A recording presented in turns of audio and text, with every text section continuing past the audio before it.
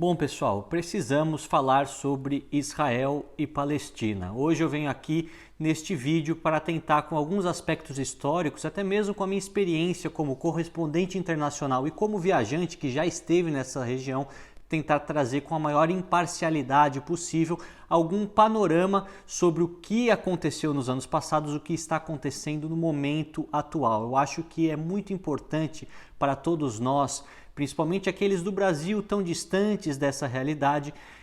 nos informarmos da melhor maneira possível, olhando sempre os fatos, os acontecimentos do passado para tentar entender o presente, sem veicular como um papagaio a vertente de partido A ou partido B por um alinhamento automático. Eu acho que é importante a gente fazer uma análise sensata, afinal são centenas, talvez milhares de pessoas que morreram durante os últimos dias, durante as últimas horas, e provavelmente esse banho de sangue tende a aumentar com as respostas de Israel. Portanto, espero que você goste deste vídeo, se aprenda fatos novos, lembrando sempre que os comentários aqui funcionam como uma espécie de bate-papo, então fique à vontade para deixar as suas opiniões, mas lembrando, é claro, que devemos seguir a civilidade sem nenhum discurso de ódio e, obviamente, sem nenhum tipo de apoio ao terrorismo internacional que tem sido muito presente durante o conflito nas últimas horas. Primeiramente, temos que passar um contexto histórico. O que foi o sionismo? O sionismo foi exatamente a vontade de grupos judeus, majoritariamente dentro da Europa, de regressar à terra original do povo hebreu, do povo judeu, na Terra Santa, na região, naquele momento, da Palestina. E isso se intensificou principalmente depois da Primeira Guerra Mundial, quando o Império Turco Otomano foi dissolvido, reduziu a sua área de forma muito significativa, e aquelas regiões da Palestina ficaram sob o controle dos britânicos, que obviamente acabaram interferindo muito a política daquela região nos anos seguintes. Essa causa acabou fazendo com que muitos desses judeus, ao longo da década de 20, 30, inclusive 40, com a intensificação da perseguição aos judeus dentro da Alemanha nazista, seguissem para a Terra Santa, seguissem para a região da Palestina, em diversas localidades, para tentar buscar um refúgio, e assim as comunidades foram crescendo. Obviamente, com os acontecimentos da Segunda Guerra Mundial, os campos de extermínio aos judeus, o Holocausto, que vitimou mais de 6 milhões de judeus, obviamente que as Nações Unidas, recém-formadas em 1945, tinham como uma obrigação moral trazer ao povo judeu uma casa, e obviamente que isso se transforma em uma resolução das Nações Unidas em 1948, com o estabelecimento do Estado de Israel, e que teve a presença de diplomatas brasileiros, o mais notável deles, Oswaldo Aranha, naquele momento, garantindo então o estabelecimento de um Estado soberano. Inicialmente, há inclusive a vontade de dois estados serem formados ao mesmo tempo, o Estado palestino e o Estado de Israel, mas os países árabes foram contrários a essa resolução, porque estariam perdendo então o seu território, algo que teria várias ramificações anos seguintes. Portanto, é importante a gente mencionar que houve sim um movimento de regresso do povo judeu, que sempre foi perseguido ao longo da história, à Terra Santa, aquilo que eles acreditam que seja seu por direito, ao mesmo tempo em que há sim a legitimidade da criação do Estado de Israel pela comunidade internacional, isso no contexto pós-guerra. Se você acha isso correto ou não, isso pouco importa, já que houve um consenso da comunidade internacional naquele momento e permitiu, e obviamente que ao longo das outras décadas, apesar das guerras, muitos países que foram contrários a essa resolução acabaram normalizando as suas relações diplomáticas com o Estado de Israel, até mesmo por interesses econômicos e interesses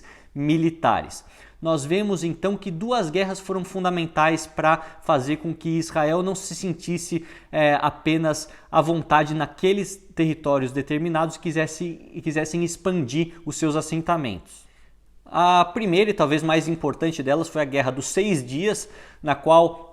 uma liga de países árabes combateu Israel, lutou contra Israel, e em 6 dias os israelenses saíram-se vitoriosos. E outra muito importante, que neste contexto da guerra atual acaba sendo mencionada, é a Guerra do Yom Kippur, que acontece também em outubro de 1973, portanto há exatos 50 anos, onde uma liderança egípcia ligada também com a Síria tentaram dominar Israel, pelo menos reconquistar as partes relacionadas ao Sinai, as montanhas de Golã, uma parte do norte do país, e a gente vê então que naquele momento Israel sofre um baque, afinal era um feriado local, e eles acabam depois respondendo e saindo-se vitoriosos, algo que também faria com que várias outras resoluções de paz fossem sugeridas e também acordos fossem assinados nos anos seguintes, e nesse contexto devoluções de território por parte de Israel ao Egito aconteceram, inclusive com a península do Sinai, essa parte asiática do Egito, se assim podemos dizer, sendo devolvidas ao controle da República Árabe do Egito nos anos seguintes. Até neste momento nós temos a presença de estados nacionais lutando contra Israel, além, é claro, do Fatah, a autoridade palestina, naquele momento a liderança de Yasser Arafat, uma figura muito carismática dentro do mundo árabe, inclusive no mundo socialista, tendo simpatizantes em Cuba, na União Soviética, em diversos outros países, lutando pela causa palestina. Isso é um primeiro momento. O que acontece em 1987 é o surgimento do Hamas, que é como se fosse uma vertente muito mais radical das causas palestinas, essa radical sunita islâmica. Por que eu digo isso? Porque apesar do Fatah, nos primeiros momentos, ter apelado para táticas terroristas, nós temos que a sua vertente era muito mais secular, era uma Palestina para os palestinos, afinal o povo palestino é composto por árabes,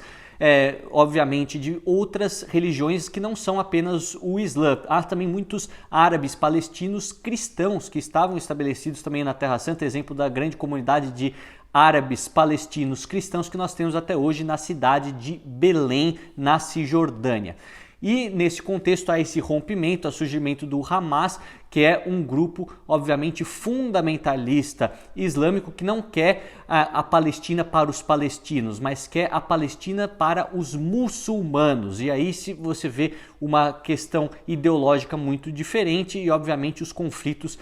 se intensificando, principalmente com o crescimento do Hamas como grupo político, inicialmente, na faixa de Gaza. Eu digo que ele é um grupo político porque ele atua também na esfera política, mas ele, ao longo do tempo, foi se desenvolvendo para um grupo terrorista, de fato, utilizando-se de diversas ações que, obviamente, o fazem ser classificados como grupo terrorista pelos Estados Unidos, pela União Europeia, pela Jordânia, pelo Japão e diversos outros países aí que nós temos no mundo que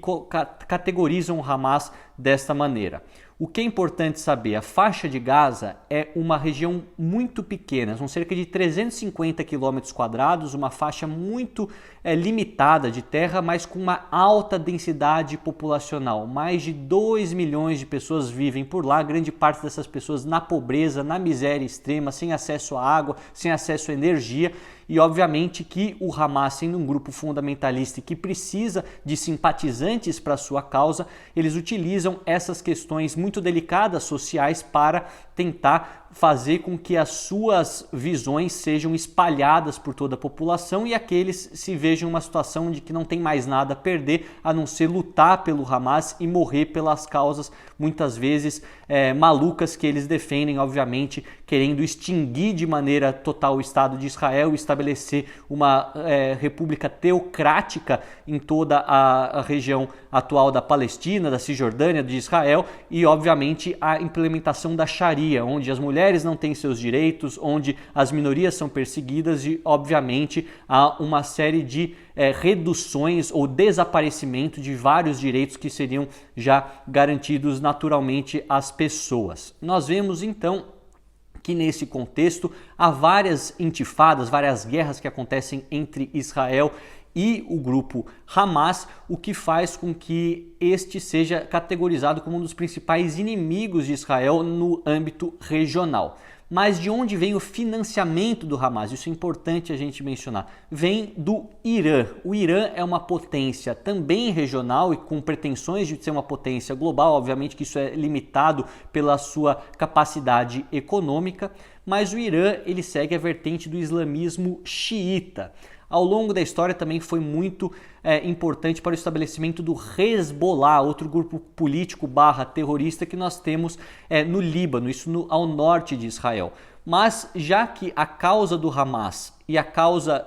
do Irã são as mesmas, o inimigo é comum, o financiamento acaba chegando e obviamente que neste momento se torna ainda mais evidente. E o porquê? Porque o Irã, apesar de ser alinhado ao Hamas, alinhado às causas muçulmanas, tem como inimigo regional nesta localidade não só o Estado de Israel, mas também a Arábia Saudita, um dos maiores e mais importantes países da tradição islâmica sunita. Aí a gente fala sobre essa distinção entre sunitas e xiitas, algo que eu já expliquei para vocês no vídeo que fiz diretamente no Iraque, nas cidades sagradas para os xiitas, falando das diferenças e semelhanças fundamentais entre esses dois grupos. Se você não assistiu, assista.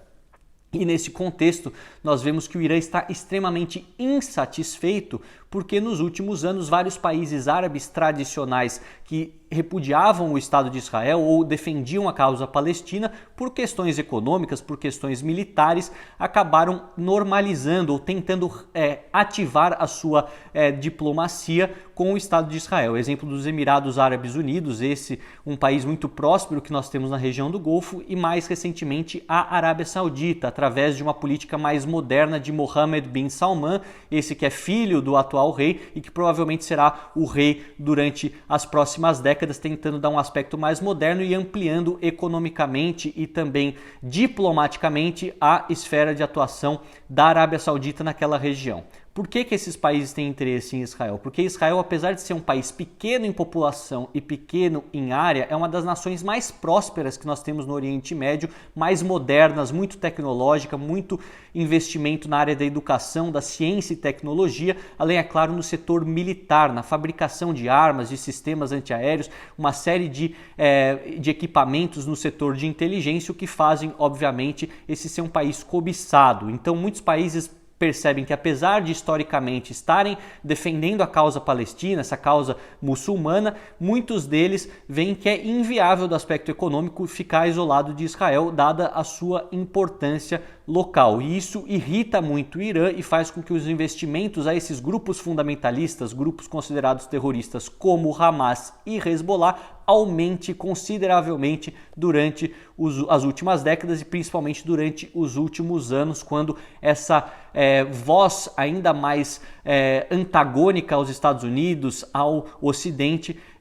começou a chegar nos noticiários e chegar também na geopolítica local através do regime dos ayatolás, esse também um governo teocrático, nada democrático que nós temos neste país persa no Oriente Médio. O que é importante para nós termos uma análise imparcial é reconhecer que o Estado de Israel, em diversas ocasiões, não respeitou as resoluções das Nações Unidas, fez sim assentamentos ilegais na região da Cisjordânia, tratou os cidadãos palestinos, seja em Gaza, seja na Cisjordânia, como cidadãos de segunda, terceira categoria, com violência, com segregação, com muros, fazendo, obviamente, essa população ser humilhada, não ter acesso a itens básicos e, portanto, essas posturas devem sim ser condenadas pela comunidade internacional e, neste contexto, não podemos passar o pano para Israel, porque realmente a sua postura em diversas ocasiões contrariou também a preservação dos direitos humanos. Os Estados Unidos, por sua vez, um grande aliado de Israel, também tem uma postura extremamente danosa em vários conflitos dentro do Oriente Médio. Isso eu já expliquei para vocês também ao longo da série do Iraque, falando do Afeganistão, isso aí é um pouco mais distante e, portanto, também não devem ser vistos como grandes salvadores da pátria. O fato é que, apesar de todas essas falhas, todas essas violações, o Estado de Israel acaba sendo a única democracia eleitoral que nós temos no Oriente Médio, se nós considerarmos que é um sistema onde há vários partidos políticos, há oposição à situação, por mais que tenham discordâncias, há uma troca de poder, além, é claro, de liberdade de imprensa e também a liberdade de expressão. Inclusive, Israel é um dos poucos países naquela região, talvez o único, onde os LGBTs têm seus direitos, onde as mulheres têm seus direitos e, obviamente, nós temos, então, uma ampla discussão política no país, apesar de todas essas violações que eu já comentei. E por que eu falo isso? Porque se nós olharmos ao entorno de Israel, são em grande parte ou estados falidos ou grandes ditaduras ou países disfarçados de democráticos, mas que têm vários problemas políticos políticos nas suas esferas internas. Se nós olharmos o Egito com o general El-Sisi, é uma ditadura, um país também onde não há liberdades políticas e onde também há uma perseguição cada vez mais evidente à população cristã dos coptas. Olhando para a Síria, obviamente uma ditadura com Bashar al-Assad e outros grupos terroristas que ainda atuam em algumas localidades do território sírio. O Líbano é um estado falido, muito empobrecido e que tem a presença de um grupo terrorista político que atua, que é o Hezbollah, esse de vertente xiita. Se nós olharmos mais para baixo, os países do Golfo, quase todos são monarquias absolutas, onde também não há esse diálogo político aberto. O Iraque nem se fala. Então é uma situação muito complexa e, obviamente, que nós falamos de um radicalismo de vertentes ainda mais extremas que surgem naturalmente pelas questões políticas internas de cada um desses países. Isso justifica os assentamentos ilegais de Israel? Não. E ao mesmo tempo, os assentamentos de Israel não justifica 5.000 foguetes que foram lançados ontem por parte do Hamas diretamente da faixa de Gaza para o território israelense, além, é claro, de mais de 100 reféns que foram levados, grande parte deles mulheres e jovens, para a faixa de Gaza e, obviamente, poderão ser torturados, muitas mulheres poderão ser estupradas, além, é claro, de várias outras situações horrendas que podem acontecer com idosos, crianças, como os vídeos relatam nas redes sociais. Então, o que nós tivemos ontem? Tivemos exatamente esse ataque, o maior da história do conflito entre Hamas e Israel e, obviamente, muitos mortos. Por enquanto, neste domingo, dia 7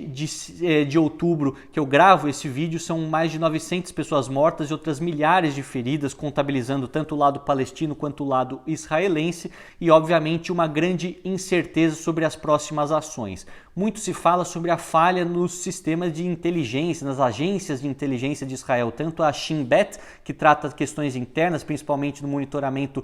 de Gaza e da Cisjordânia, em ações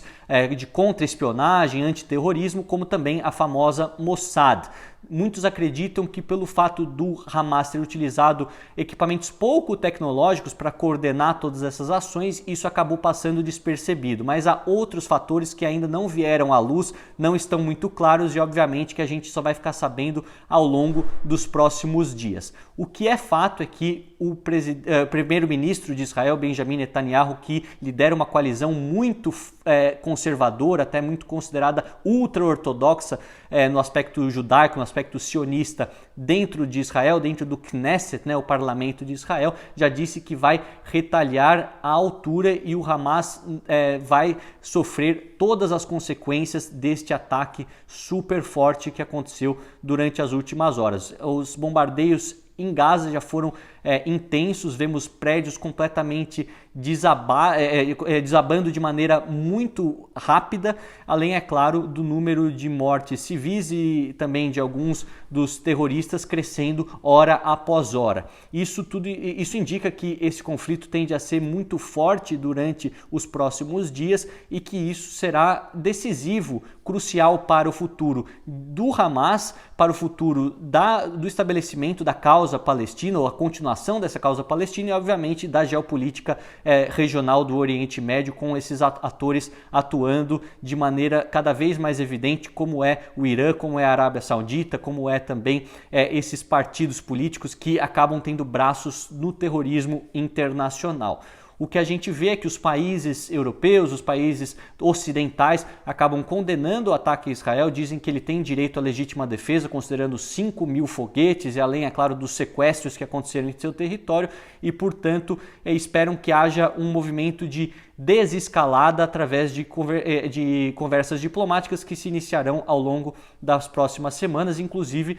com a liderança do Brasil, que neste momento é o presidente do Conselho de Segurança das Nações Unidas. O presidente Lula, inclusive, já disse que vai chamar uma reunião de emergência para tentar desescalar, mas nós sabemos que neste momento, enquanto as mortes estão sendo contabilizadas e os foguetes, os mísseis ainda voam pelos céus da Terra Santa, muito provavelmente qualquer tentativa diplomática não terá frutos. O importante é ver como isso vai se dar no campo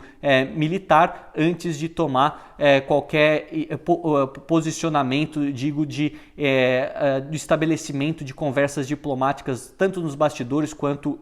de forma mais explícita. Agentes regionais como o presidente da Turquia, Recep Tayyip Erdogan, também o rei da Arábia Saudita, todos acompanham isso de forma detalhada porque sabem que isso pode ter um impacto direto nos seus países, principalmente com uma nova onda de refugiados, considerando a alta densidade demográfica de Gaza e o que isso pode representar para a Europa que já vive uma crise migratória muito grande, já vive questões de contrastes culturais muito fortes com a população muçulmana aumentando, e essa população que vem com valores diametralmente opostos àqueles que são pregados aqui no Ocidente, das diversas liberdades, do secularismo, enfim, isso pode mostrar que é o início de um conflito muito longo. Obviamente que eu vou estar aqui para tentar atualizar vocês de todas essas notícias, de tudo isso que vai sendo contabilizado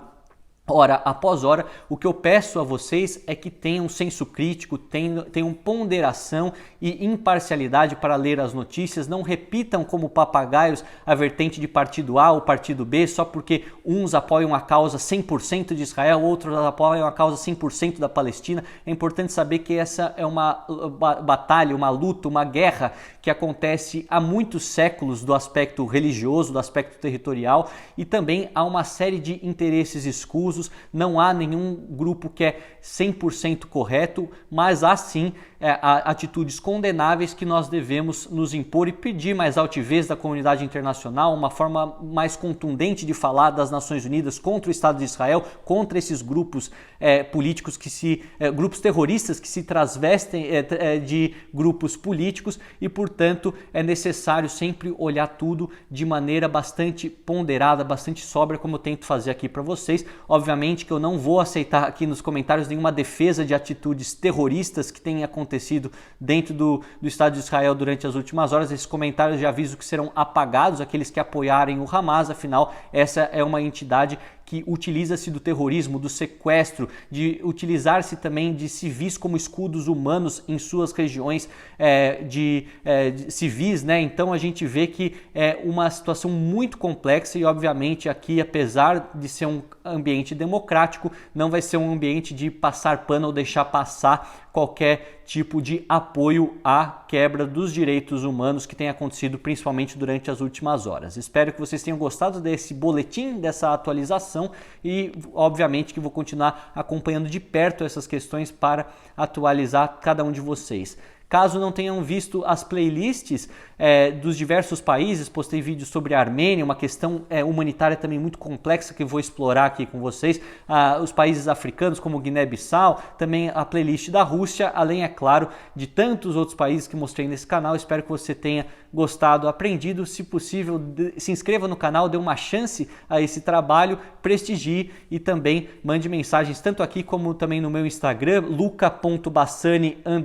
lá eu tento responder todo mundo. Espero que vocês tenham um bom domingo, tenham um bom mês de outubro e nos falamos em breve.